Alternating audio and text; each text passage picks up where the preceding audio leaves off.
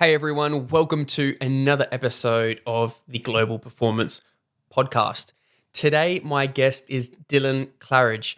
Dylan has been a friend of mine for a couple years, and we've grown closer as Dylan represents the hybrid lifestyle. He lifts very hard in the gym, is insanely jacked, but he is a very, very fit man, competing in many ultra marathons, and we talk a lot about his last major race, which was a 115 kilometer ultra marathon.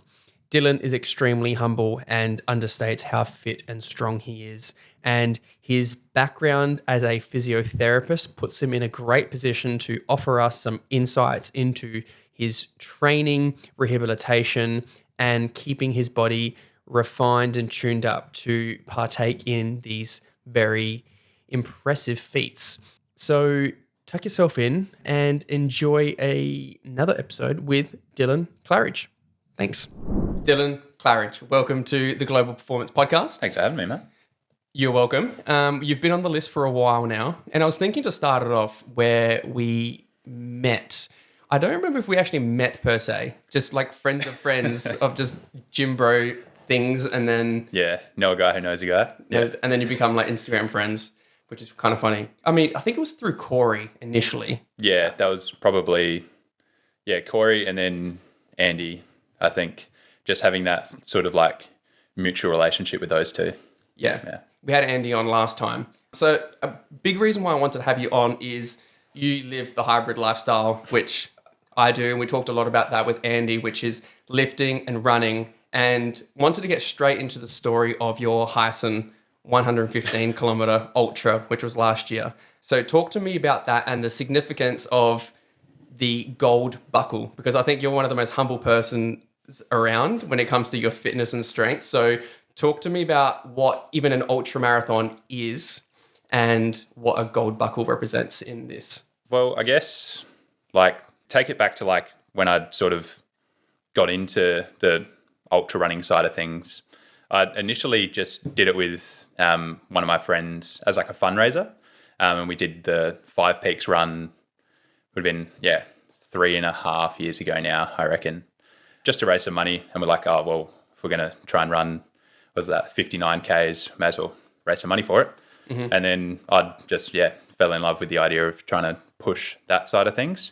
And then when I saw that they have a 115K Hyson run in SA, I was like, oh, all right, well, let's see if we can give that a shot. And I'd done a couple of other sort of 50K ultras leading up to that. And then, I guess it just sort of came that was then my next goal. So this was, October last year. And that's leading into that's probably when you and I started talking quite a lot as you were prepping for the same race at the time. Previously just looked at the results, sort of looked at my own training, thought, it'd be really nice to finish in the top 30 guys. And that was sort of under 16 hours. And then going through my training and looking at, okay, like what sort of pace do I have to run, like with a certain amount of elevation to be able to achieve that? And I was doing like probably a lot quicker than that. And I was like, I could probably get like low 14 hours of really good standing in the race. And sort of, if I can achieve that, obviously never running this distance before, like it's all just the unknown. But I think going to that was, I think I'm in good enough shape to pull that off. And then it would have only been maybe a week and a half out from the event, and they had like publicly announced the buckle system for the Hyson race, and it was under 13 hours. I was like, do I try and give that a nudge, or will I blow up from that? And then once I was sort of out there in the race, I'd had a pretty good run up to about probably the 30K mark. And I was like, well, if I can hold like this similar pace, it'll give me a decent amount of time in the bank later in the race when I know I'm inevitably going to be feeling a lot worse, to try and see if I can go for this buckle. So, yeah. When doing your ultra, were you looking at your heart rate on? Did you have heart rate strap on, or was it all by feel, RPE, and the pace? Were you guided by your heart rate? No, so I didn't have a heart rate strap on, just because with the hydration vests, I find like hydration vests are like sort of constrictive enough on my running as it is. And when you're carrying like a couple liters of water, all this special kit like poles and all those sorts of things, I found that heart rate strap, even in my training runs, would just rub a little bit and would just be more of a nuisance. I would say I ran more off of just my feel and that perceived exertion throughout the race. So if I was feeling good, I'd push a little bit further. If I was feeling crap, pull it back a little bit as well. Yeah. Yeah, and you've had this years of running experience. You've done a few ultras or longer events. Yeah. So you know what aerobic roughly feels like. Yeah, exactly. And it really is like, especially on the more flat terrain, like I know that sort of 5-minute pace is very aerobic for me. I'm not digging into any sort of anaerobic reserves really in that realm. So if I can stay at that sort of pace on the flat and downhill sections, pick that up a little bit, then I know I've got more time in the bank for when I'm having to go up hills and those sorts of things, because you're never going to hold the pace when you're trying to climb an 8% incline or anything like that as well. So yeah, for sure. So you got RPE side. When it comes to the hydration part, you said you've got a few liters on you. For those who can't imagine this, think of a little backpack strap that fits nice and snug. How many liters would you carry on you, and what was your nutrition like? So I talked a bit about Andy last week on the other podcast around carbs per hour. What was your strategy coming into that, and then mixing in more solid food, which can be very different from marathons and half marathons that people do? So what was that strategy from the food and fluid side? Leading into the Hyson, I'd put together pretty much an Excel spreadsheet of like where the aid stations were, and then what I thought my time would be coming into those aid stations. So if the aid station first aid station I think was like 13 Ks away. So going, okay, if I run this pace, I'm going to get there at this time. How many carbs do I have to have consumed by the time I get to this aid station? And then working that out by how many liquid carbs. So I used Infinite. I had a 75 gram carb mix.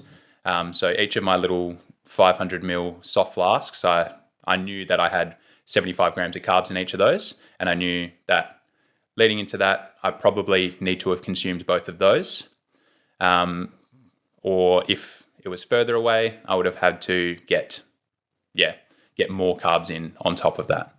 So my main source of carbs would have been the liquid carbs, but then trying to fit in gels and like Cliff Bars and stuff on top of that as well. But yeah, it was very structured around when the aid stations were and sort of what I thought my lapse time between those aid stations were. That also made it easier for the people crewing me. So I had Alex, my colleague and mate, and then Beth, my partner, also helping with that. So they knew that when I rocked up to the aid station, they knew exactly what fuel to give me as well. And that made so much easier getting in and out of the aid stations quicker. Because if you're doing it by yourself or you're not sure what you need, it can add, by the time you get through that race, it's adding an hour to your race, I think. Yeah, so there's a concept of under-fueling and over-fueling, and you were supported by your crew. That's like in ultra running, we say you're supported by your crew. Yeah. Do you find that when you're in a race that your brain just struggles to think? Or was an ultra the effort low enough? You get to the aid station, you might be a bit frazzled. Having that crew there, is that extra reassurance of them being objective to the situation? Oh, you need this or that. Do you find that you get frazzled coming in? Because I've felt that when I come into an aid station or a drink stop, my brain's just not working. Yeah, I think if you're coming into an aid station and you know that your crew's there, you know that you're going to have that extra level of objectivity to get you going the right way, really. So, like, for instance, when I rocked up to Inman Valley aid station, which is about 82 Ks into the race, and I just previously gone through a solid stretch where the previous aid station didn't have crew access. So I'd gone this period of time where I had to solo go through one aid station, have to top up my fuels myself. And then as I was coming into Inman Valley, it's probably the most rattled part of the race that I had had. And I didn't know what I needed. I knew that, like, because I'd forgotten essentially, but Alex had like all the stuff ready to go. I literally sat down, like Beth emptied rocks out of my shoe for me because I was like trying to eat some food and get some Powerade down, I think, at the time. And like it was just one other thing that I didn't have to worry about. Yeah. Yeah. And so you come in, it's 82 Ks in, and I haven't ran even that far. So like your legs are fucked, everything's going on, fatigue setting in. What was the mindset like at the time? Was it a roller coaster of feeling good and bad and mixed emotions? Was it at that 82K point where things got a bit shaky as things started setting in? No, so I think the most shaky part was the lead up to coming into that aid station. So I think there were only 2 aid stations throughout the race that didn't have crew access, just based on the roads around that area and like being able to funnel a lot of people in there. Whereas the Inman Valley aid station was actually in Inman Valley. It's like across the road from the general store. They can fit more people there really. But the lead up to that, there was quite a few hills. So you come up over the back of like where Mount Compass is, and then there's like a decent amount of fire track and single track through there. And the sun had come out and was just cooking me. It wasn't a hot day. I think it was about 23 that day, but that was, for the first part of the race, it was really foggy. So I hadn't really experienced that. And I'd also hadn't run that far before.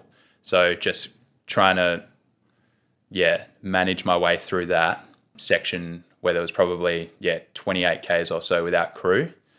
That was probably the hardest leading into that. And I was just banking and counting down the Ks every time. I was looking at my watch. I go, okay, we got 7 Ks to get to this aid station. That period of the race where you're running through the field of the 70K runners, because they had started at Mount Compass about 15 minutes before I arrived there. So the back end of those races, they were obviously running slower than myself. So when you're on single track, you're having to try and navigate them as well. So that made it all the more challenging, but that's all right. There's a bit of a little flex where you've ran longer and you're overtaking people who are doing the shorter event.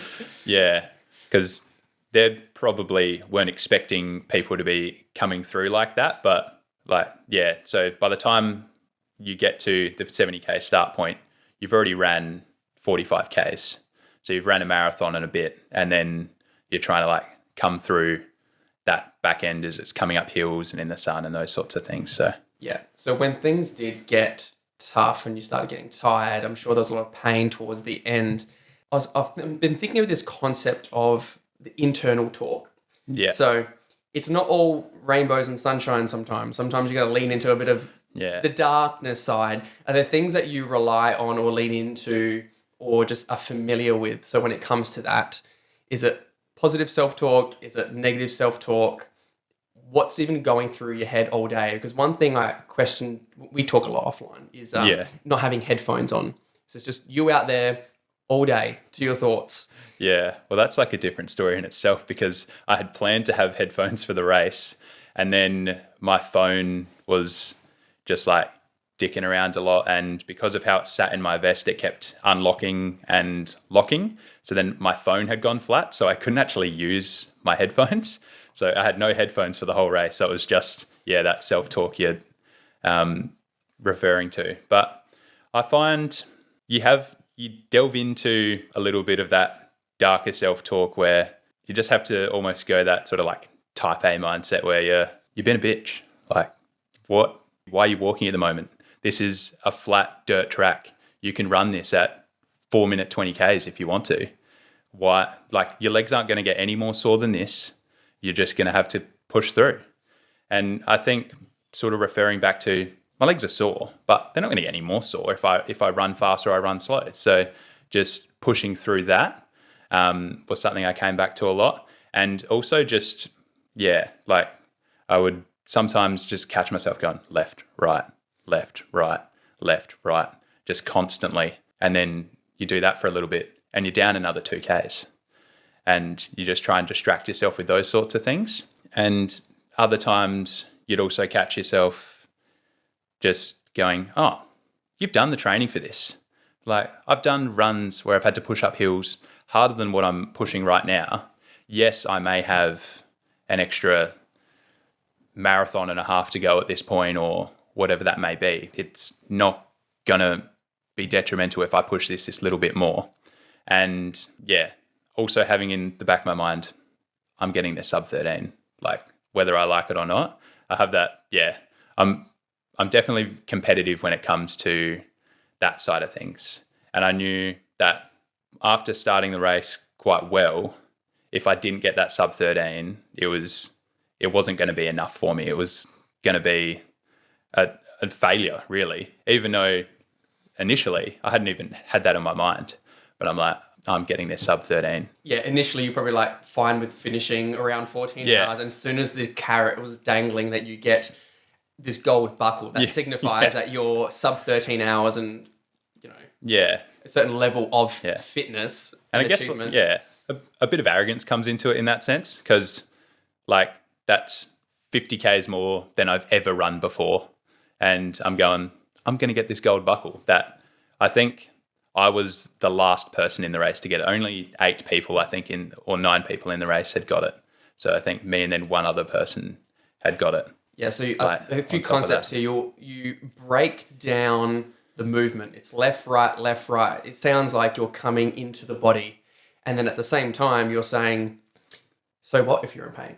So it's just almost acknowledging your feelings. Bringing awareness to it. You don't need to play on it. It's like, well, you're running. I've still got I need to go sub 13. So there's no point in whinging about it and crying. Yeah. So you just accept that feeling and just become one with it. Yeah. And another thing, I'm like, well, I choose to do this. No one has forced me to do this.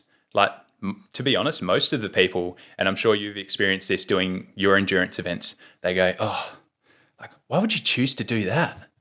Or, oh, I can drive, I'll just drive that, or something along those lines. They're like, you're an idiot for trying that. And that is the majority of like the general population when you tell them that you're going to do something like that. That's at least my experience with those sorts of things. So knowing that it was my choice, I've paid money to do it, I've trained for it, I've put in the time and effort. It's like I actually enjoy putting myself in those scenarios. So, and like physically and then mentally pushing yourself to do that. Because if you're not only physically capable of doing that, but also not mentally capable of doing that, you're going to talk yourself out of it. And then I could have quite easily dropped out when I got to the Inman Valley Aid Station because my feet were sore and I may not have been as hydrated as I needed to be at that point of the race or anything like that.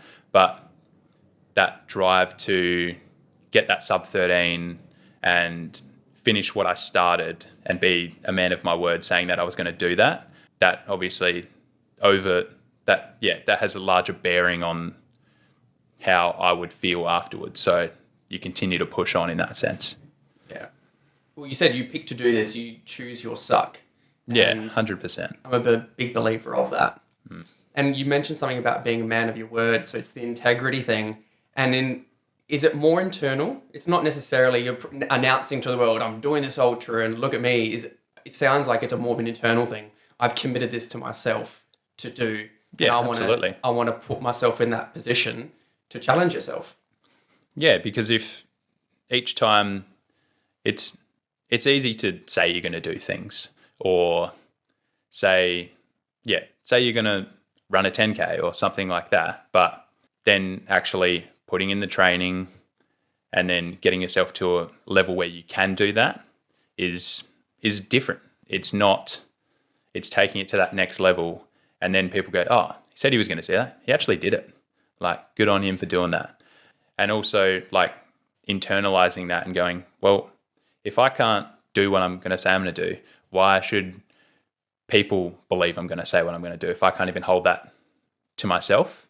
Yeah, it makes me think of, and see if your thoughts on this, around having confidence and building confidence, what that means for people. It's not manifesting confidence. There's shills online. We've kind of joke about it. Like, you can't just manifest confidence.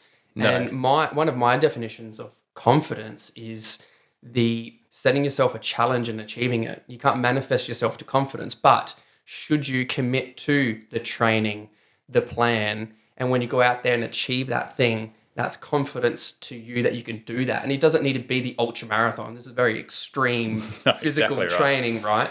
It could be literally a 1K, 5Ks. So what's your thoughts around not manifesting confidence and actually achieving it by the integrity of your word?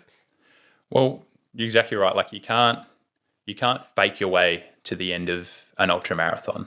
The same way you can't fake your way to a 200 kilo deadlift or something. Like, if you don't have the capacity to lift it, like, you can't be like, oh, I can do that. Like, you can't just, it's not going to magically do it because you said you're going to do it. You have to put in the work for that. And I guess that's where not only the confidence comes from, but where you can also draw back upon those experiences as well as you lay out new plans for yourself.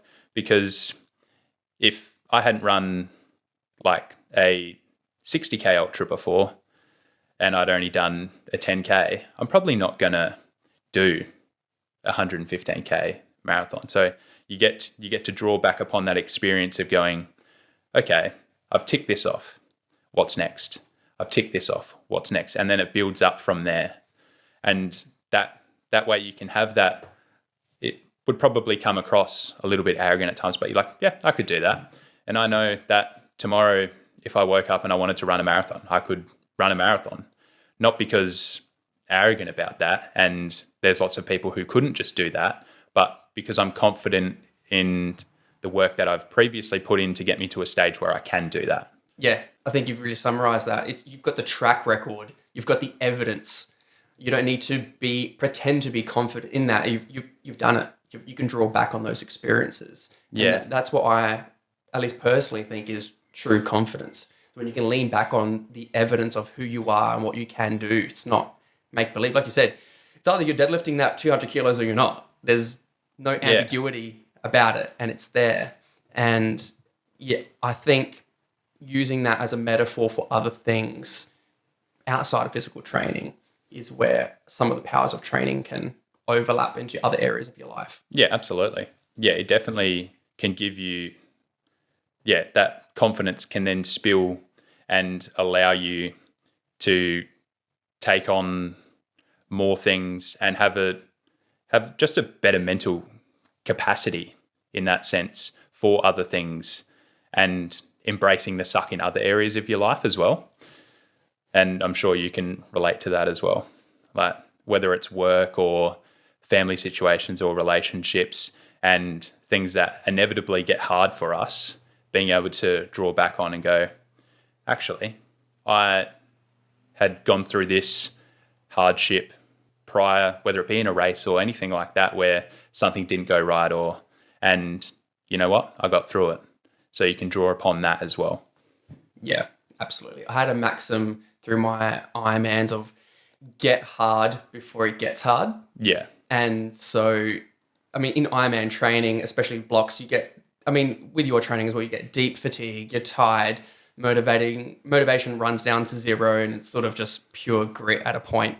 But at least now, I knew my life would be getting harder as more responsibilities come on. I've got a child, less sleep, less energy, less time, and say, well, what are you going to draw on? It's like, well, I know what it fucking feels to be so damn exhausted, and I definitely lean in on that and those prior experiences because I've done that.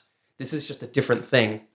And like you said, you can transfer over some of those lessons, the discipline to sticking to a plan in other areas. It could be study, work, relationships, life. Yeah. I liken it to like unlocking levels of your own ability.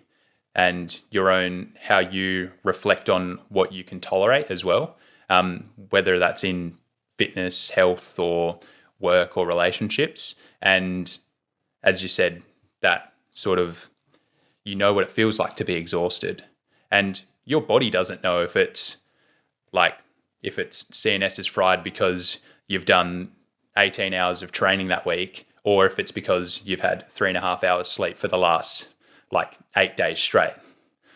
Your body doesn't know that. It's just, okay, we've experienced this before. We can draw upon this. We'll get through it and it'll be fine. And knowing that you can, reflect on that while it's happening because you've already experienced it, I think, makes those times easier. Absolutely. So let's take a step back. I really want to talk about your training. So running into the ultra, or just generally, you live the hybrid lifestyle, you lift heavy. What does your strength training look like in terms of frequency, your workout structures, and how do you use that to your running training? Because they are at odds with each other. Long endurance does not make friends with strength training. You've got to make it happen.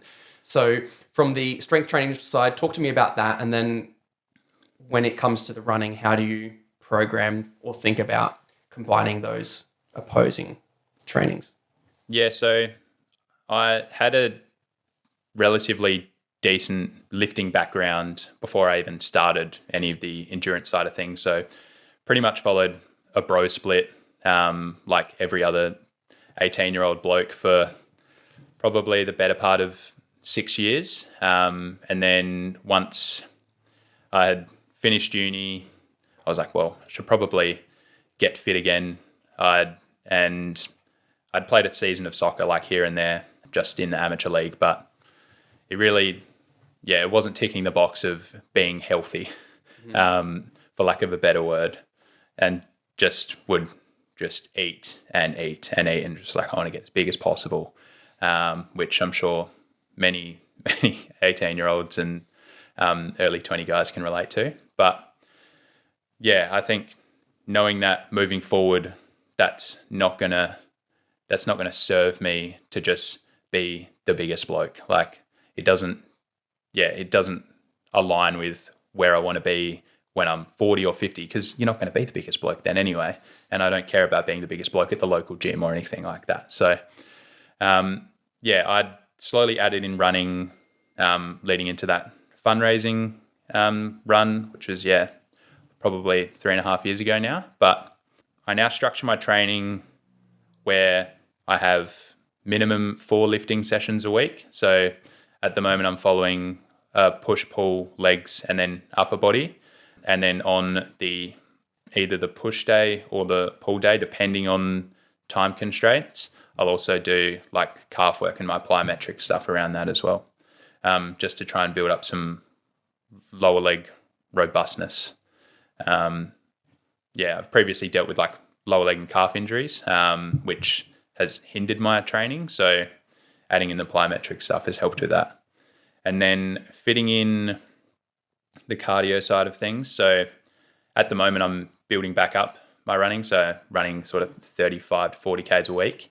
And then that with my running is usually at least one medium run, so sort of 10 to 15 Ks, then a long run of 18 plus Ks on top of that, and then another run somewhere in the week. And then the rest of my cardio and zone 2 stuff is supplemented with bike work. So I'm doing it based on duration over the week at the moment, and that is also dependent on fitting in around work. So I've then just supplemented my zone 2 stuff on the bike. So recently, just out riding, just trying to get volume with the heart rate up, really. Yeah. So in the gym, it's like bro split type work, putting in volume to elicit muscle growth. Do you find that you can put on muscle? I mean, you've got a fucking frame on you. The joke, the joke for others listening is, I call you the Nick Bear of Adelaide. Nick Bear's call it, he's a hybrid athlete, very jacked man who's ultra fit. Do you find that you struggle to put on muscle when you can? You can hold on to muscle, or is it really around, is it a time thing? It's not necessarily struggling to put on muscle. It's if you're running big weeks, 40, 50, 60 Ks, then potentially the intensity in your strength workouts might not be there. And maybe that's a factor. Yeah, I definitely think that plays its part, but I think that can also be used as a bit of a cop-out. Like obviously, if I wasn't doing any aerobic work and I was just training 6-7 days a week, like I have more capacity to put on muscle. But it doesn't mean that because I'm doing 7 hours of cardio a week, I can't then put on muscle. It just means it's going to take longer for me to do that because some of my eggs are in the cardio basket because I'm trying to improve my fitness in that sense. So yeah, it's not necessarily that I can't put on muscle, it's just that it takes longer and I have to be more strategic about my training. Yeah, have to really train with intent and make sure that I'm eliciting enough of a stimulus, even if I don't feel like it, to try and drive that hypertrophy. Because it's significantly easier to hold on to muscle you have than it is to build upon that. So when you say strategically training, is that, let's maybe think of it in upper body and lower body, because on the lower body side, you're actually managing the fatigue of running and endurance. So let's maybe start there with your lower body training. What does that look like? Like literally step me through like a lower body workout and maybe we'll see what that does to your running thereafter. Yeah, so at the moment, I'm only training legs once a week. I'd previously tried to train legs twice a week, but they were just turning into two shit workouts really because of the fatigue. So now I'm doing one leg workout and making it relatively long just so I can get enough of a stimulus. So usually start with compound, which at the moment is deadlifts, just because I prefer them more than squats, and trying to build that back up. And then, so really working up to sort of 3 to 5 reps at sort of an RPE 8 or 9, and then doing that for sort of 3 to 4 sets at the moment, which, yeah, takes time, but see the value in doing that side of things more than just smashing out heaps of reps of that side of things. And it allows me to hold on to more of that strength base as well. Whereas if I was doing 20 reps of things, I'm obviously going a lot lighter and delving more into that muscular endurance side of things. So it doesn't necessarily, I feel like that's not going to allow me to hold on to as much muscle, because if you can have great muscular endurance, but you don't necessarily have to have a large muscle base for good endurance. Like you look at Tour de France cyclists, like their muscular endurance is phenomenal, but they don't necessarily have bigger legs or those sorts of things. So I find that dipping into like true strength side of things where it's less than sort of 5 rep max territory and training with intent, that's where I put more of my energy. And then going into accessories after that. So at the moment, it's usually a single leg decline leg press. So just alternating between the legs and then sometimes supplementing like a superset with calves on that. And then leg extensions and hamstring curls. So tending to either superset those or do some other things with like goblet squats and stuff in there as well. So by the time I get through the compound, so that decline leg press, and then usually 3 accessories on top of that, and then calf work, I'm usually pretty spent after that. So yeah, that's a proper leg day. Yeah. And that's where I guess the trade-off to an extent in the hybrid lifestyle is that's a very strength-based leg workout. So you're maintaining the mass that you have and maintaining that strength. That sounds like it's a bit overboard if it was purely a running focus. You might not necessarily, would you do that workout if you were only wanting to optimize for running? Or is that where you've got the hybrid part of it where there's a bit of a trade-off? No, so there's definitely the trade-off in that sense, because, like, well, for instance, if I wanted to really push running, I'd drop 15 kilos because it's a lot easier to run if you're not carrying around an extra 15 kilos, whether that's muscle or fat. Like, yes, it will give me an advantage for like hill climbing and things like that, but I can still do that if I weigh like 75 kilos. I don't necessarily have to hold on to that extra weight. It is the trade-off in that sense, but you get to do both. There's no, and unless like you're either an elite runner or like an elite powerlifter or anything like that, or a bodybuilder, there's, for the most part, people don't really want to do just one of those like really, really well anyway.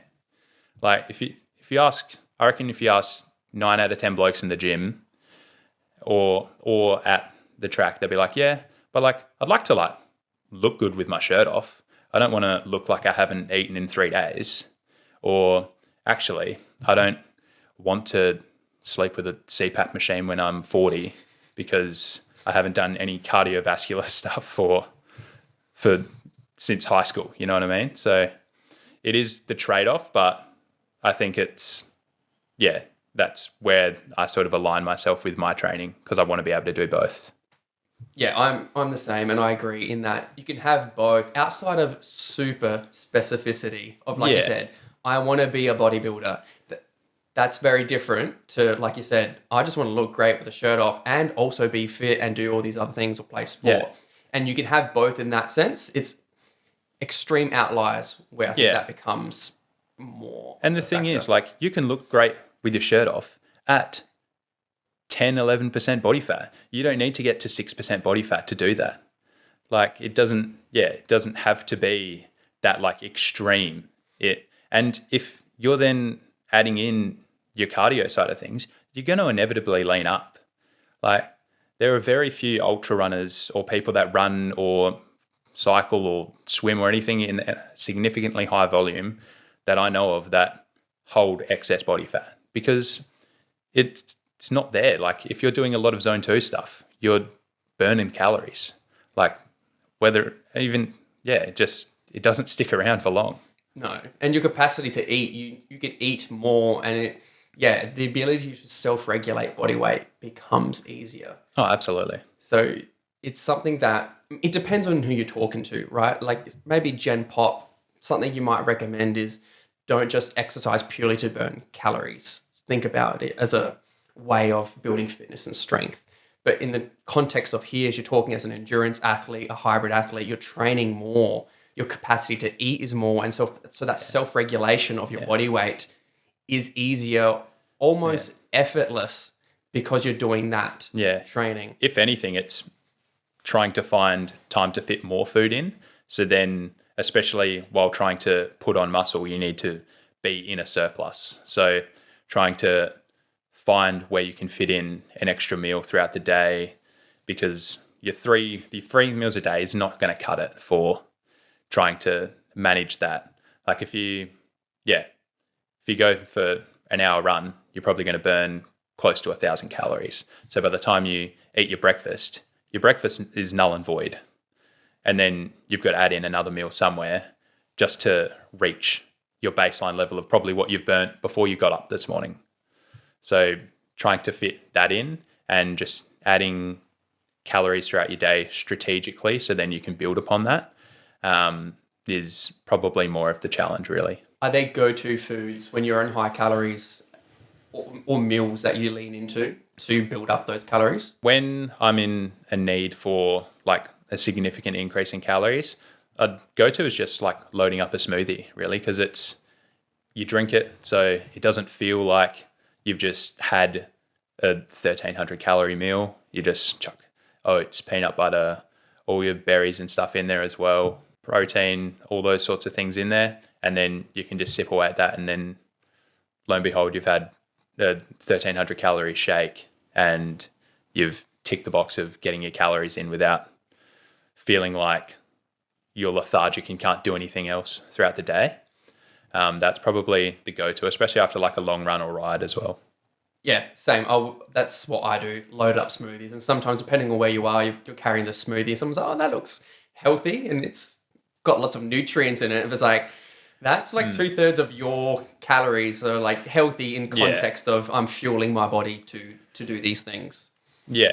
And like, yeah, at the end of the day, you just, at some point, sometimes you just do need to get in the carbs. So where you get them from may not necessarily be ideal or something, but it allows you to get them in without feeling like you're oversatiated or you've overeaten as well. Because inherently eating like really healthy foods may just make you feel quite full. And then it's harder to get those calories in as well. Yeah, if you're eating healthy, just call it high fiber foods in general, that Yeah. satiation comes in and hang on, I've still got 2,000 calories to go. So that's where you might lean away from those fibrous foods Yeah. to just get the fuel. And I think that's, if we draw back to the planning for nutrition around my ultra, like if you're trying to get in 100-ish, 105 grams of carbs an hour, if you're eating that, that is damn near impossible to do that for half a day. Like you're just not going to be able to get that amount of food in without feeling like absolute shit. So that's where the idea of having the liquid carb source, which is going to hydrate me as well, because I'm getting half a liter of water in and 75 grams of carbs, that makes that task so much easier. And you're going to have less GI distress and all those sorts of things as well. Yeah. I'd like to circle back on a point in your training around your carbs and plyometrics. So professionally, you work as a physio, so you've got a lot more knowledge here than your typical athlete. What does that look like for you with your own issues? And even in your profession, what do you see athletes lack in or tend to injure when they do try to combine this running and lifting? So maybe just start with your calves and plyos, what that looks like. So if we draw back to like my actual calf injury, so I had a peroneal tear on my left side. So just one of the lateral calf muscles helps evert your foot and stabilize your ankle. So had a tear in that, and I'd previously had like a calf strain and those sorts of things on my left side. So the plyometric side of things is just really to help build up some tissue tolerance and that sort of increase that level of like tone through the calf and Achilles complex and give it, that extra level of robustness that you wouldn't necessarily get from just heavy strength training in that sense. Because yes, the calf muscle, like max strength may be great, but if that can't translate because the tissue tolerance of of the tissues that don't necessarily produce that strength, so like our ligaments, tendons and those sorts of things, then it doesn't have that translation across. And that's where you can find more injuries associated with that side of things. Yeah, because doing a 12 rep max calf raise isn't necessarily transferable to a long day of running, although it would help. Yeah. So for someone that doesn't even know, like plyometrics seems to be a bit of a buzzword, if they don't know what that even is, what are some simple exercises that people could start off with without, because, when I started out lifting plyometrics, I just thought it was just box jumps, just jump on a box and jump down again. And that's part of it. But what is just some simple exercises for someone to build up that tolerance, as you're saying? So with plyometrics, you're really aiming to tap into the sort of stretch shortening cycle of your lower limb.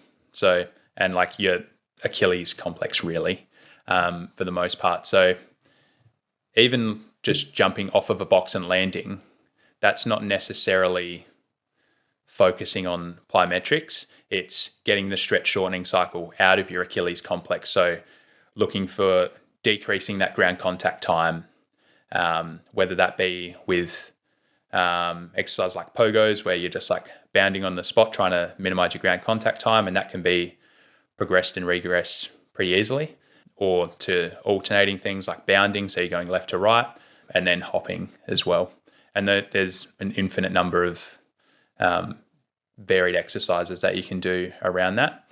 But the idea around improving your stretch shortening cycle beyond just that level of robustness for your lower limb, you're also, by decreasing your ground contact time, you're inevitably increasing your speed in that sense as well. Because if you're spending less time on the ground and more time moving, then at that same level of effort, you're gaining more ground, and that elastic energy that you release as you push through has a greater impact on how you actually translate your body forward or upward or whichever direction you're trying to go as well.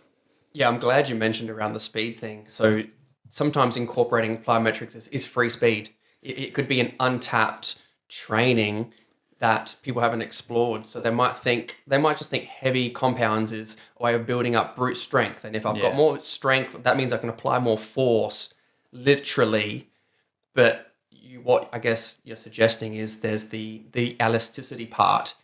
You can train to reduce that contact time, and that's just free speed. That's just waiting there to be. And especially if you think about running as a modality of moving around, if you're running, you're striking the ground close to 3 times a second, then even if you're only increasing that by a few milliseconds, like decreased ground contact time, that accumulates so quickly in your running. So over even a half-hour run, that's thousands and thousands of ground contacts that you've slightly decreased the time in and inevitably pushed your pace further, which might be a few minutes off, like on a race or something like that, just by decreasing that, and just by increasing your stride length or those sorts of things as well. Yeah. So as a physiotherapist, what are the common injuries that you see, maybe just generally with sports, and then maybe with running and lifting? Are there common themes that you see? And is it because of just the nature of the sport, things are going to go wrong? Or are there common trends that people just don't really know to incorporate in their training? Or yeah, I think because of like my musculoskeletal practice, we see a lot of like very varied conditions. I guess from a sporting instance, it really is sport dependent. So it'll tend to see a lot more like lateral ankle sprains for like your netballers, basketballers, and sometimes your footy players. And then you obviously see your ACL clients within that for see more on like the lower limb side of things, and then your standard like muscular strains and sprains. And then you obviously see your like stress fractures, which I see probably more of in the foot and lower limb. But yeah, tend to see, it varies depending on the sport. But yeah, in terms of what I see from people that try and do both, it usually is like your sore feet or your plantar fascia issues, or just not being able to have that tolerance to the forceful nature of running, really. Because you may have, some footy bloke may have come from a really strength-based background, they run around playing footy, haven't done it for a little while, and then they just try and jump straight back in thinking that they're going to be fine, but they haven't respected the nature of what is required to achieve that level of running or whatever it may be, and then just not having the capacity there at the time. Yeah, and also, like you said, appreciating the sport, and depending on your age, something I was just talking to a client about. I mean, we're not exactly old, we're still young, but again, we're not 20 and you don't bounce back from when you were 15. And so if you found that people forget that they're not 19 anymore and they just rock up to Div 11 footy and just think it's all going to be hunky-dory. Yeah. And I think, that probably ties into things that I have to educate clients on a lot, is the fact that you have to like respect your injury as well. Like the amount of times I'll see people with a rolled ankle and they're just asking for a clearance from their physio to go back. And I'm like, have you done any exercises to help rehab this? And like, oh no, like it doesn't hurt that much anymore. Like I'll probably just strap in and be right. And it's like, well, great. But if you've had like a little bit of a tear in like your lateral ligaments, yeah, there's lots of other ligaments around there that can help support the ankle and those sorts of things. But your ankle isn't going to be as good as it could be if you do some really easy rehab exercises that are going to help build up the robustness. So then you don't roll your ankle in 2 weeks' time and then you're back here because you've done a syndesmosis injury to your ankle or something like that, where you tear a significant number of ligaments to that region. So, yeah, and with the simple rehab exercises. So my own personal anecdote is, as much as I coach people in training and programming side, I suck at doing my rehab exercises. yeah. So when you even do say simple exercises, like can it actually be minutes per day? Like my physio might tell me, hey, this is the minimum effective dose. So for those minimum effective doses, what is the least that I can do to get the maximum output? Do you find yourself talking in that space more than this is the best 10 out of 10 prescription? You come back to what's the client likely to do, and you just want them to do that. Are your conversations built more around that than potentially what you'd love them to do? Yeah, absolutely. Because that perfect prescription isn't the perfect prescription if they're not going to do it.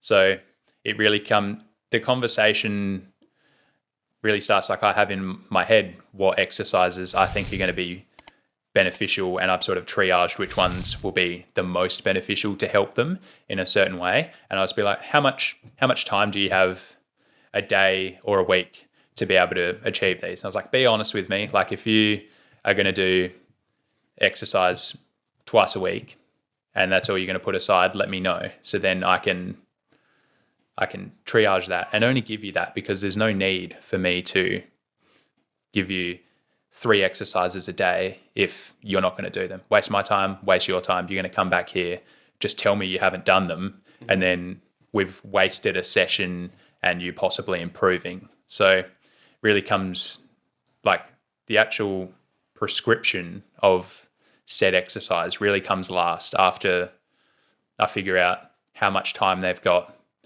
how much of a priority it is to them to improve this, and then educating them around what's going to be optimal for them in that situation, and I guess the repercussions of not doing their rehab exercises or falling off the bandwagon with them as well. Yeah, for sure. And so what actually got you into your profession? Was it something that you were in your teens and you knew you were always going to do? Because it's a competitive field and it's a hectic study to get there. What was the motivations to your profession? I think just being injured myself when I was growing up. So I spent a decent amount of time in physio room, whether it be with like muscle strains or even just general injuries from sport or mucking around as a teenager side of things. So, and I had some pretty good experiences with them and thought, I'd like a job where I'm like helping people improve their health and fitness, because I associate with the health and fitness lifestyle, or I just like being able to move around, and it seemed like a good career in that sense. And I probably knew that around about year 11 in school, and just didn't really look back from there. So, yeah. And have you got a range of clients? I think it was you who was saying you've got some NDIS clients, or you had that. And so do you find a different fulfillment in dealing with a different sort of client avatar? Like it's all great and well to help out an athlete, and that's all cool and well. Yeah. But even just being able to remove basic pain from someone, maybe just talk the differences of that. Is there different levels to that helping of people? And do you like a breadth of client versus just one or not? Yeah, I think having the breadth keeps you on your toes, really. But yeah, unless you really work for a sporting club, like at an elite level, you're never just going to see athletes anyway.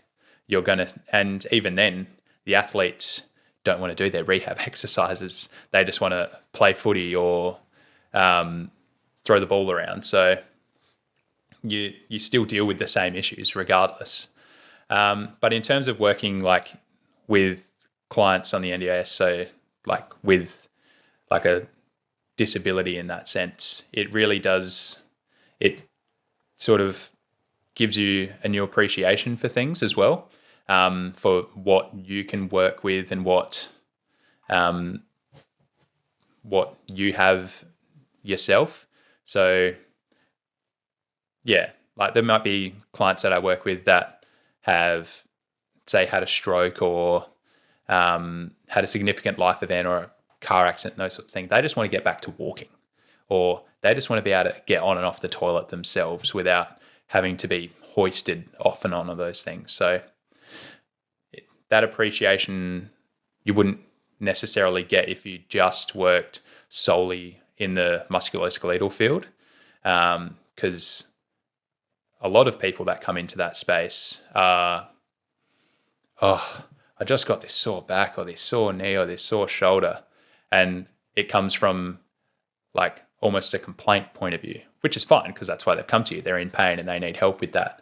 And it's just as rewarding getting people out of pain. But being able to get someone from not being able to stand to being able to walk around the shops by themselves, that, for me, has made more of an impact on their life than like fixing someone's calf strain, which if they didn't see me and then just gave it time, they'd probably be fine. You know what I mean?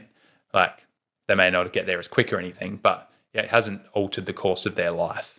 Whereas I might have like saved a family's relationship in this sense, or like reduced anxiety in the household and things because they haven't had to help with those things anymore. So that, yeah, level of perspective and appreciation, I think, is the main difference. Yeah, that's like sounds very powerful. I wouldn't understand what that feels like. Like you said, yeah, if you helped me out with my calf and I ran an ultra and I could thank you for it. Yeah. There's obviously levels of gratitude to that. Yeah, absolutely. What you're explaining is I think you said it's like that. That's different tiers and levels of being able to help people in their life. And so do you find there's a big emotional toll sometimes on you when you're in those situations? Or is there sometimes you can hold that space for them in a professional sense? Like you put your professional hat on and you step into a different sort of energy? Or can it sometimes feel overwhelming being in those situations with those those clients who are potentially disabled or I think it can definitely become overwhelming. And I think if someone in that space said it doesn't become overwhelming at times, they either are in the wrong space because they don't care enough. But inherently in this field, you have to care to want to help people for the most part. Like obviously there's people out there in every profession that couldn't give a shit. But if you're working in that space, you really need to care. So it definitely can become quite difficult. And I think early on in my career, when I was working in that space, I did find separating that quite hard. And you'd get home and you'd think about your clients and you'd be like, oh, I get to come home and sit here and eat this meal, and they're having to have someone feed them because they can't take their hand to their mouth or something like that. And just, you almost get that, it's not survivor's guilt, but you feel guilty that you're able to do those things that they can't, even though it's at no fault of your own. Whereas tying that back into like a musculoskeletal setting, like someone has a sore back, but I'd be like, yeah, but 6 months ago I had a sore back and I was in their same position. Whereas I've never and couldn't possibly imagine what some of those people are going through unless I'd gone through it myself. Yeah. Is it a sense of gratitude in what you have? You have a physical, capable, healthy body. And do you sometimes, like, to the point about being guilt, like I could understand why you'd feel guilty because you might be having a shit day and then you pull yourself back. It's like, man, this shit day is the bestest dream of a day for this other person. Yeah. And so is it just really the experience and just being in those situations more and more where you can kind of not detach from it to be like, not because you still have to be compassionate, of course. Yeah. Is it just really just time that's helped you be more comfortable in that? And potentially, is it just a constant reminder and a lesson to be happy for you and grateful for what you have.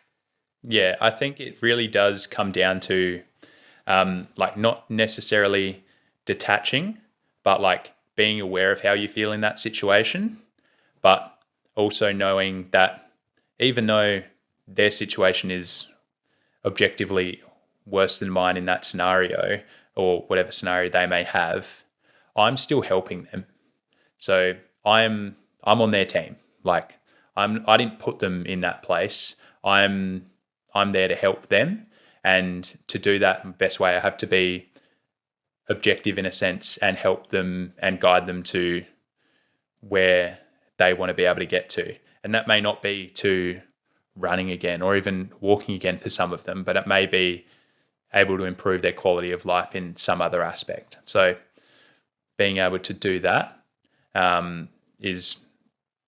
that's really, just trying to frame it in that sense that I'm helping them allows me to sort of not get too emotional in that sense. But it is, I think it'd probably be pretty much impossible to become as detached, because we're human in that sense, and you get into that space to help people because you care. If you then detach to a level where you're almost on autopilot, you probably come across as like that you don't care in that sense, if you are quite objective and blunt or anything like that as well, which just doesn't really align with me as a person and how I go about things anyway. So it doesn't come across authentic if I tried to do that. Of course, and you can feel the energy. It's different. It's a different level of care. It's you'd almost argue that it's not necessarily the exercises, bluntly getting them. It's the support and the compassion and energy that makes that programming powerful. Kind of what you said before, the perfect prescription, if they're not going to do it, isn't the perfect prescription. But it's like this plan coupled with this compassion, energy, and care will. Yeah. And there was a really cool study done a few years ago. I can't remember the name of it off the top of my head, but they looked at what different factors influenced a person's rehabilitation outcomes in like even like a musculoskeletal setting. And the number one factor that influenced how well someone was rehabbed in their like rehab outcomes was how much they liked their physio. So if I could have the perfect rehab program for your strained calf or your patellofemoral pain or whatever, but if you think I'm an asshole, are you going to get home and be like, well, that wanker told me that I have to do these exercises. I'm not going to do them. And go back and be like, oh, geez, I don't even know if he cared about me. And guess, lo and behold, probably still have that patellofemoral pain. And I'm going to go elsewhere anyway. So that's something that plays a large part in that side of things as well. And obviously, as a human, you're not going to gel with everyone that walks in the door and those sorts of things. And if I think that a client is going to be better suited to someone else, then I'll just refer them on, just because either we're not a great fit or those sorts of things as well. Yeah, that last point about referring someone on, about being like, I do that in my own coaching. Like sometimes it's the honest conversation. Like, yes, you could pay me, but honestly, I think that this person might suit you better. Maybe from a professional setting, they might have a bespoke knowledge, but there's potentially different levels of care for different sorts of people. And I know, look, personal training is very different to the setting that you're just explaining here, but like you said, if you don't vibe with that person or that energy, it can fall apart. And so that's interesting. The study showed that. Yeah. And even like in the disability space, you may have clients that come on and they may have like past trauma from male figures in their life. So me telling them what to do doesn't matter what I tell them to do, because they're like either scared shitless of sitting in the same room as someone that's a male. So they may need a female therapist or something like that as well. For sure. So if, someone's listening to this and say, well, I'm listening to Dylan Theo talk and he does ultramarathons and these are great achievements, but let's say I'm not in pain, but I'm not really moving either, but I want to. I want to get out there and do things either from a physio sense or just because you've got experience in health and fitness. What would you say to that person of they want to get out there, but they just don't know what to do. Have you come across these conversations with people who want that, but just don't know? Yeah. And like especially if they like don't even know the avenue of like health or fitness that they want to incorporate within their own life. I think finding interests in hobbies that may have a physical aspect to them can be a great start, even if it's just things like being on your feet for time. So like going for a round of golf and things like that. You're walking around for 4 hours. Or if you spend time with your loved ones, don't you walk around the block while you do that? But I think the main thing is getting out and trying things, because if you can have this idea that you're going to do this as your fitness thing, but if it's abrasive to what you value in your life, you're never going to hold on to it long term, like because it becomes a chore rather than something that you want to do. So that's the main thing, finding something that you actually enjoy in that sense. Yeah, I think you said to it early in the podcast around you choose what you do and that's fun for you, but that might sound like a hell to someone else. Yeah. And that's why I guess sometimes people can't relate to that and say, why would you do that? Yeah. Whereas maybe you and I would be like, oh, it makes complete sense. What do you mean that you can't see that? But to your point, I think it's choosing something that you enjoy and it's fun. And it seems of those few suggestions that there's a social element to it as well. Yeah, absolutely. Well, like even in like the endurance space, like going for a run by yourself is nowhere near as fun as going for a run with mates. And it goes so much quicker when you're with mates and you have a chat. And it's almost that like social catch up in a sense as well, especially when like you're just doing zone 2 stuff anyway. Like bit different if you're trying to lift heavy and those sort of things. You're not just going to like chat throughout that time. But I think the social aspect of things, it also helps keep you accountable for those things as well. So like doing a same training block as someone else, or leading into the same race as someone else, they have that level of accountability to you as you do to them, which can help form those habits if you don't already have the foundation laid for those things as well. Yeah, that accountability piece is so understated. And whether that's in a personal one-on-one setting as a coach or even in a F45 or a body fit, like I don't think that's necessarily the most optimal way of training. However, there's the social aspect of it. So one, it becomes fun. There's music playing, you make friends, and there's the accountability of, oh, Trisha, you didn't rock up Tuesday. Everything all right? And of course, that might just be just one time, but it's that sort of what you said, there's that everyone's doing the same thing and there's accountability, it's not forced. It's just humans being humans. And I think even everyone has a little bit of competitiveness in them. Like you mentioned in your ultra, you're very competitive. And again, I'd say it's probably more competitive than the average person based on the goals that you achieve. But everyone's got it. When you see someone who hasn't exercised and they get put into a group setting, they're fucking working.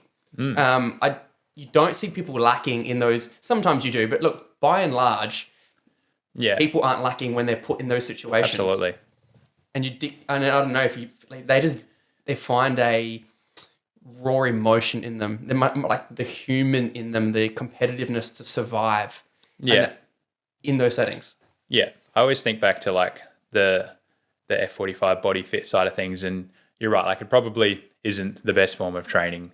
And I see a heck of a lot of people come into the clinic because they've been injured doing something because they haven't exercised before and they're throwing kettlebells above their heads and that sort of stuff. But I think even though it may not be ideal, the amount of like people that it's got off of the couch and to do and partake in some form of exercise that would usually have not done anything, that's been a real positive in that realm of fitness, just getting people to partake in something rather than nothing. Absolutely. There's a study that I did a deep dive on in one of my masterclasses a couple of nights ago around they basically stratified a population around their cardiorespiratory fitness, and they put them into different percentiles, where 0 to 25, 25 to 50, 50 to 75, and so on. And so the bottom 25% of cardiorespiratory fitness of an individual, if they were able to move to the next deviation, that next group, that change in all-cause mortality, or that risk of all-cause mortality, was just as significant as someone that's quitting smoking. It's crazy, isn't it? Crazy. And if you said that to someone, and I've been having this conversation lots with people in this health and fitness space, is I personally make it very hard for any friend or people I care about to smoke.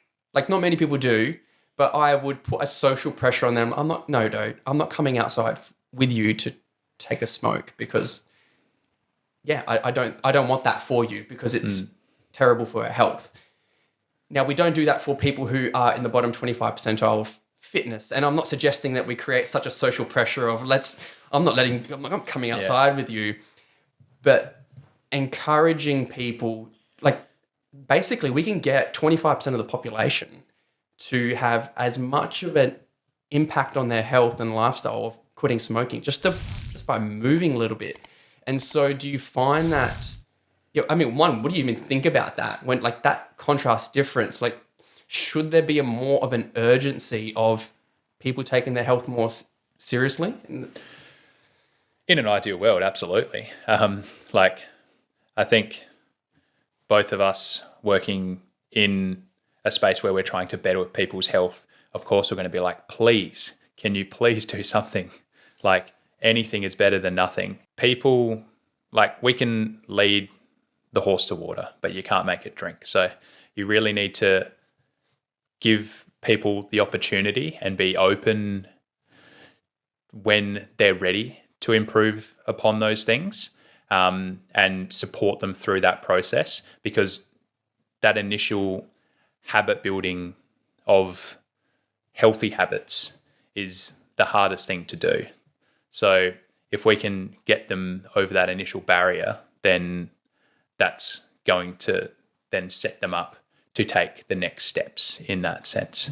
Yeah, like you said, when they're ready to do so. And I think people will have their time. And so, like you're saying, you are a role model for yourself and clients, and you just do your thing and you promote that active lifestyle. And maybe someone's turning a blind eye to that for the first 12 months, but then it's on month 14, like, oh, hang on, what's he doing over there? And then that's where, you can't force someone to do that. And then even like that study, I wouldn't go quoting that to my uncle, like, bro, what are you doing? Like, these is what the studies say, and you throw the data at them, but that's not going to stick because the person's not ready to hear that.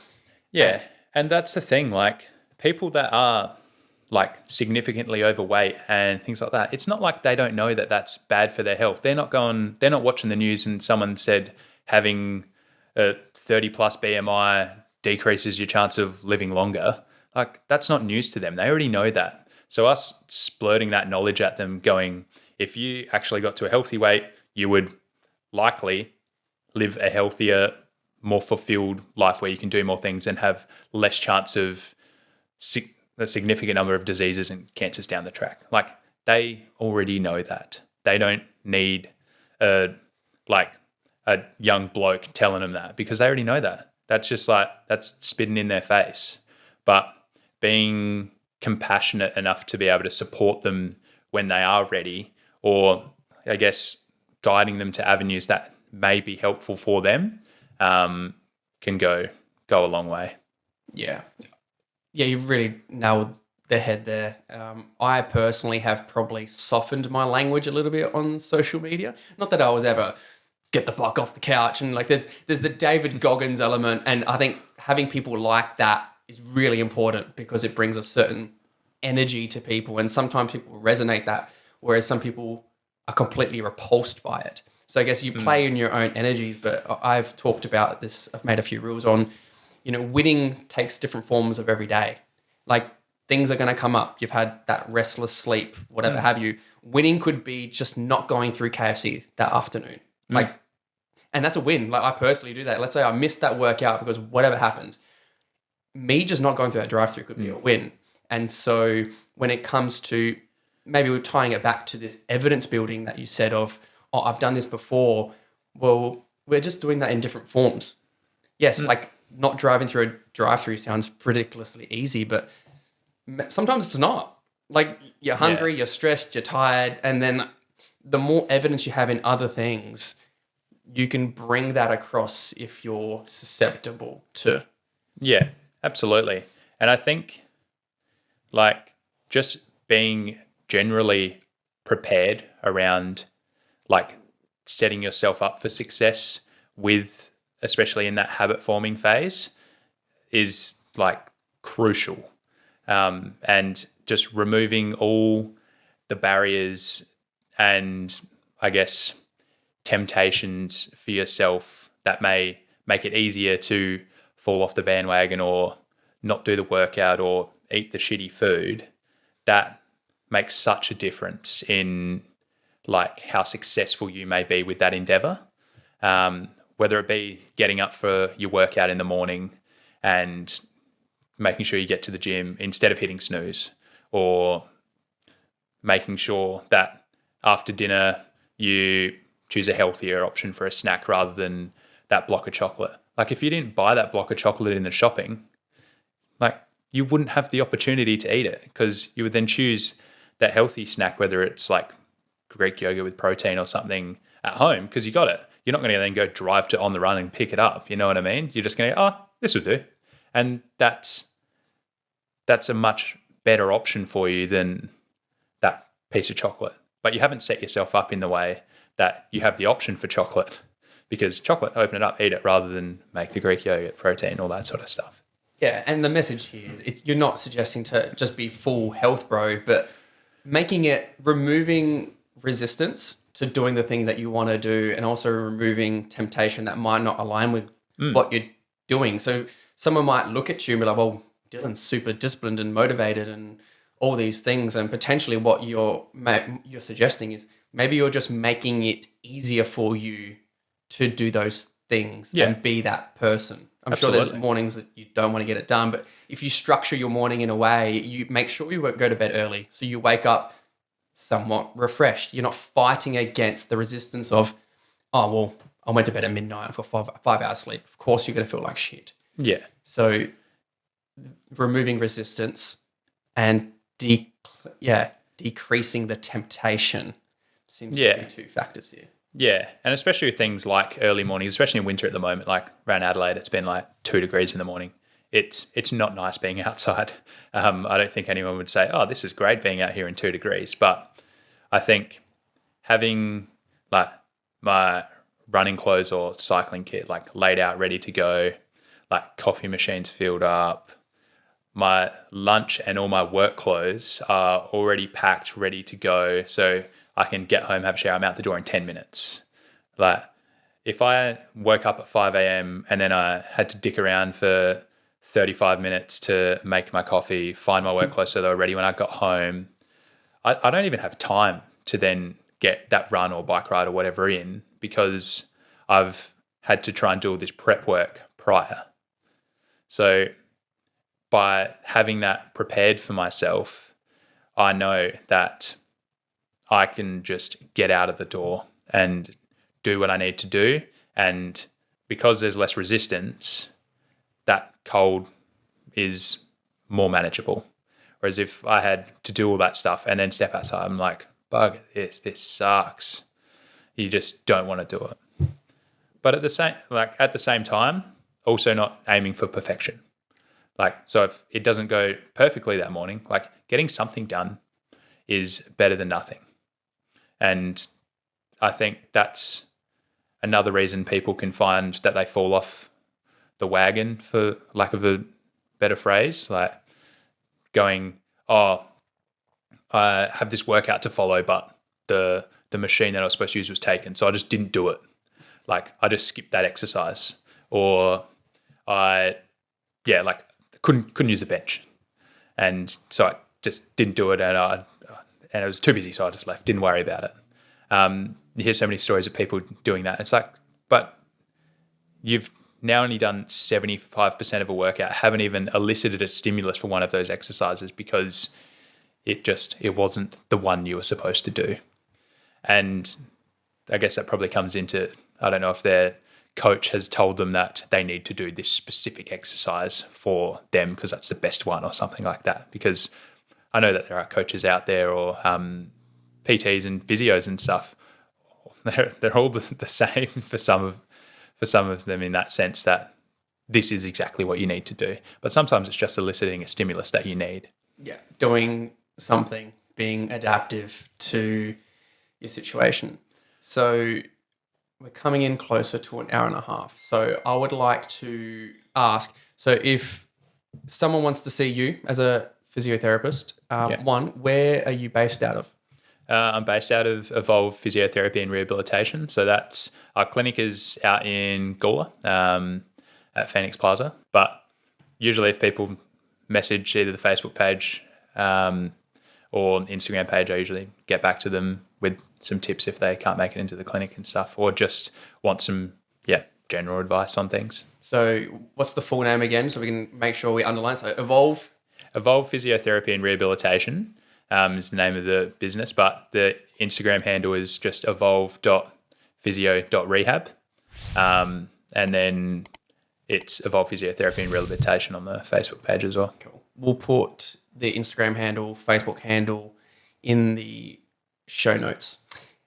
And one question I've got here, which I want to make a cool question for everyone to ask, is in 30 years' time, what do you think you'd wish you've done more of or less of right now? Like up to this point, what I feel like I should have done less of? Yeah, so Dylan Claridge is sitting in front of me. You're now 60. Like on your recent news of your engagement, so you're moving into a different area of your life. Are there things that you think that you'd wish you'd be doing more of or less of now in the future? Is there anything? Well, by then, I hope to have a family and those sorts of things. So I think making sure that I've made enough time for them and my partner Beth as well. That's something I'm sure you can resonate with as well.